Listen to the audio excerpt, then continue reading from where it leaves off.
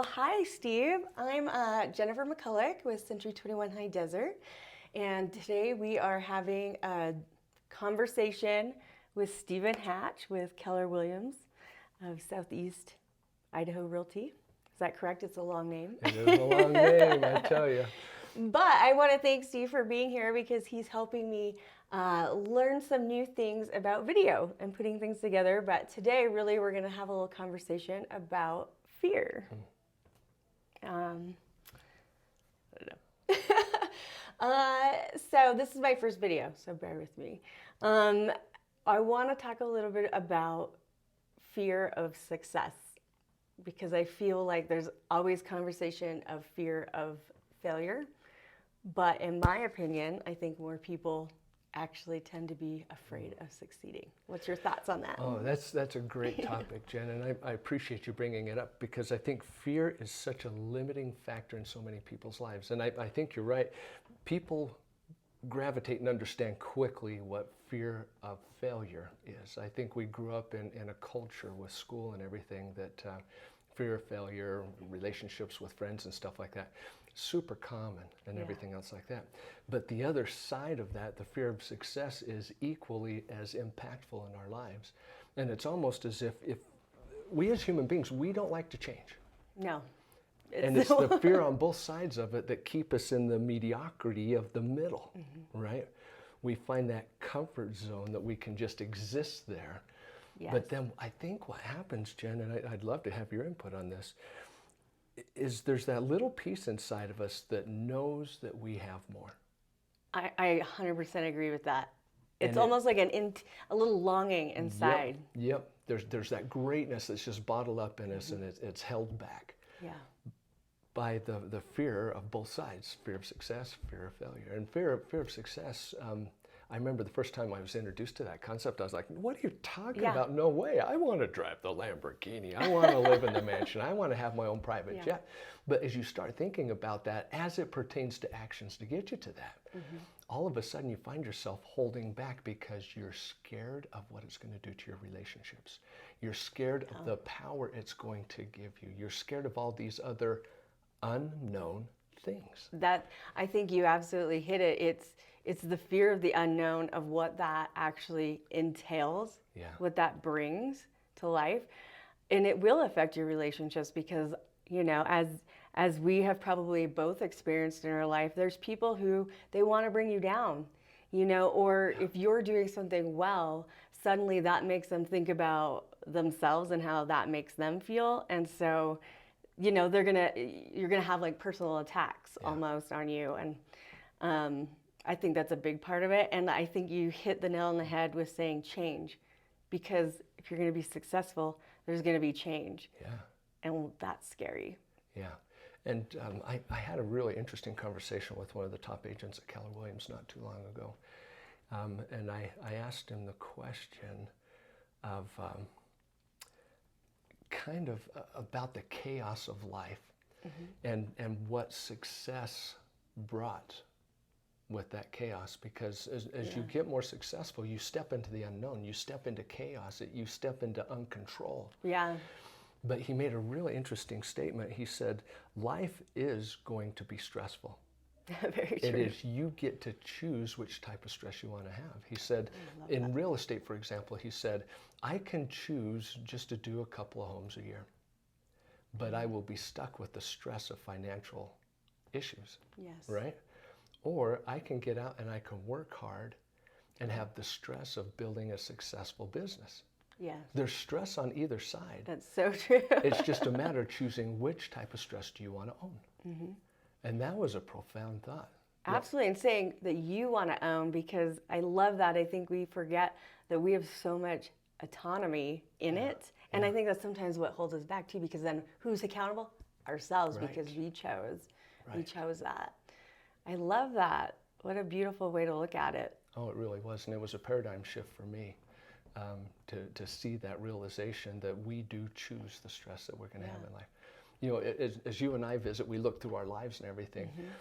Is it not filled with stress? 100%. From day one, right? Yeah. You know, there's these moments of bliss, there's these moments of joy and peace and serenity. Yeah.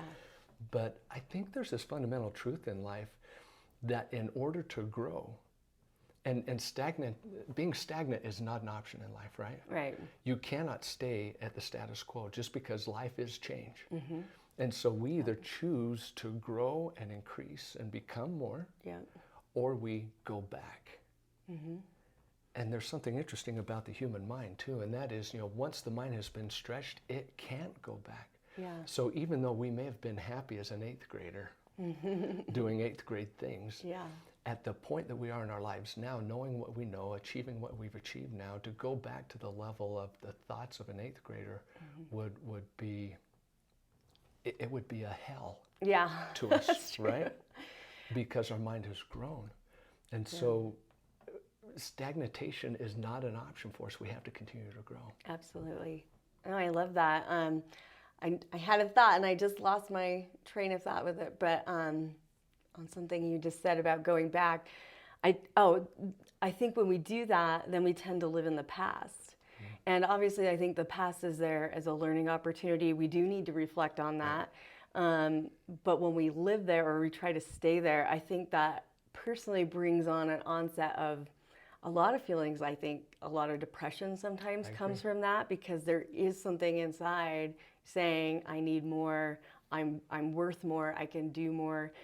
And when we say that, I think it's not, I don't want to give the impression to people out there that by saying being successful, that means you're, working abundantly hard all the time at 80-hour weeks and you're making tons of money. It's not about that. That's not what success is.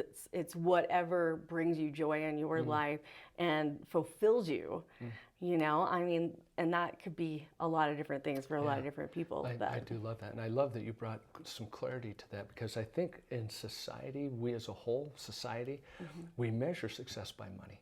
Yeah, absolutely. Probably because it's the most commonly understood piece that we all can associate with. But I think you're so spot on. Success may or may not have anything to do with money.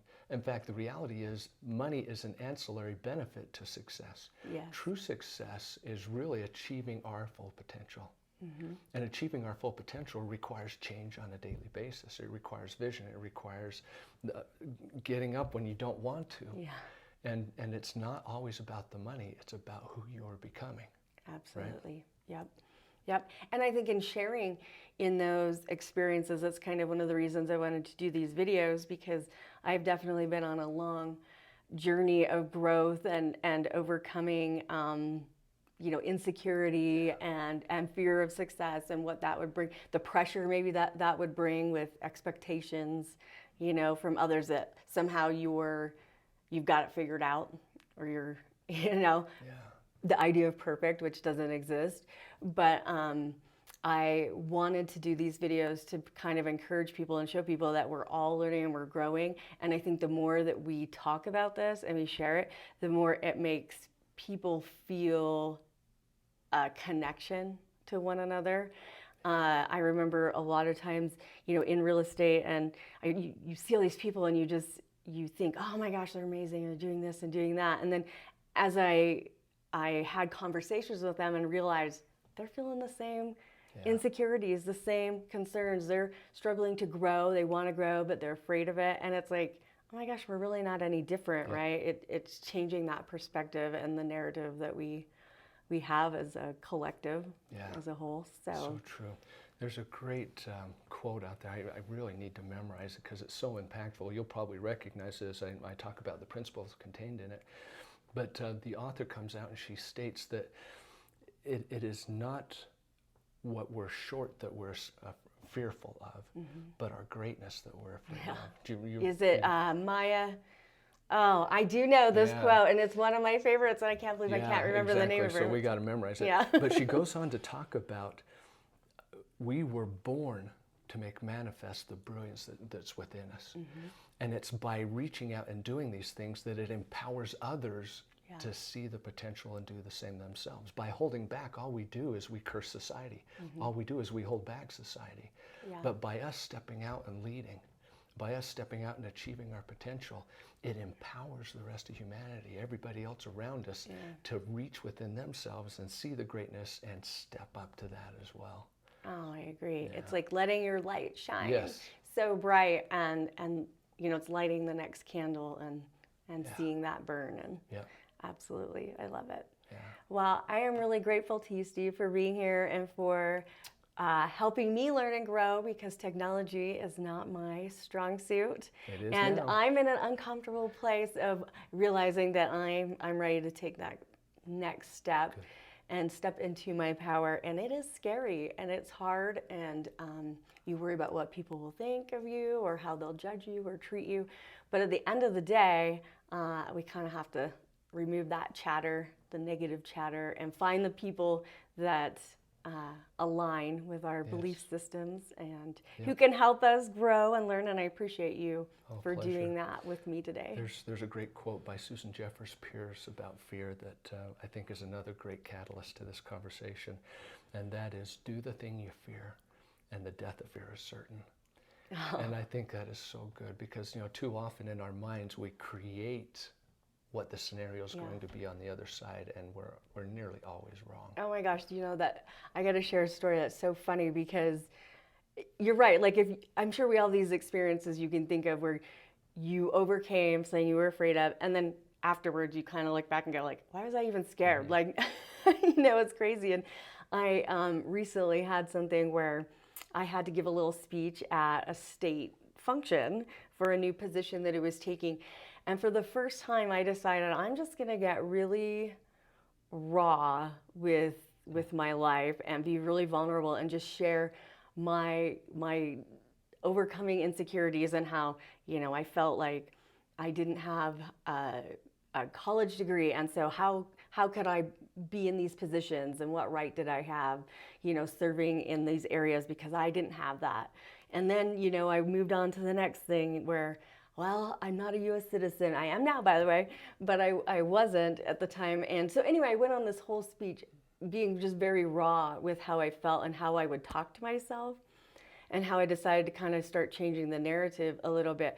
And it was really uncomfortable, because you think everybody's going to judge you. I cannot even tell you how many people came up to me after that and just were so appreciative of sharing that because of their own experiences, or just feeling like I was brave in some way, even though I'm like, really? Like, I don't feel brave, but it's amazing when you do that, how you really open up channels with our community and with people, and you make people feel like we're really not that different. I think people really crave the raw, genuine individual. Yeah. And so when you reveal yourself as real, it draws other people to you in a powerful leadership opportunity and friendship and mentorship and every other kind of ship that's beneficial to a group.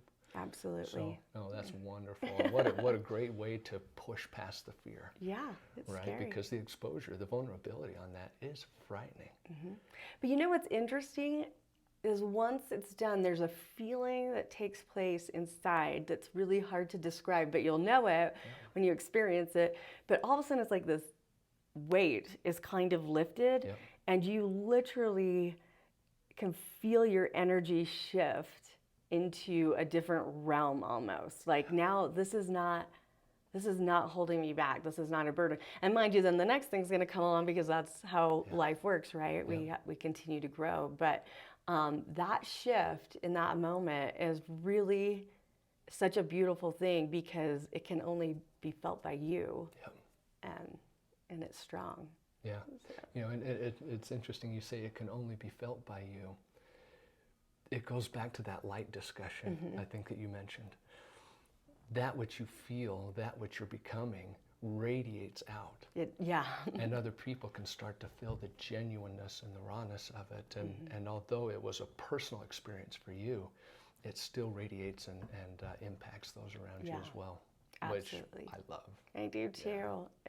Life is so amazing, and I'm just really grateful for people like yourself, and like I said, I think people come into our lives and help us overcome these fears, and if we're just take a moment to kind of pay attention to that. You know, life will take you. It can be a little more effortless than we make it. Yep. We make it very difficult on ourselves, but I do think that's part of the journey. But when we just allow it to happen and sort of eliminate those fears and don't listen to that anymore, it's crazy what we can do. It's almost a little scary to think about. It is. Yeah, there's that fear again there, right? Yeah. Well, thank you again, Steve. I pleasure. really appreciate it. And hopefully we will have more of these types of videos to come. And I would love your feedback and topics that you'd be interested in hearing about. So thank you and have a happy new year. Happy New Year.